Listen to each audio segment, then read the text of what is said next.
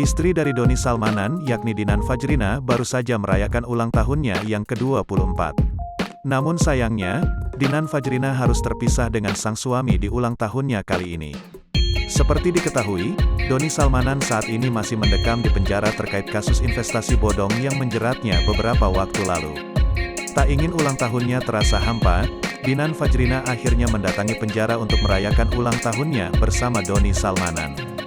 Dinan menjelaskan baru saja melakukan ritual tiup lilin bersama Doni Salmanan. Setelah bertemu dengan sang suami, Dinan menerima sepucuk surat dari Doni Salmanan.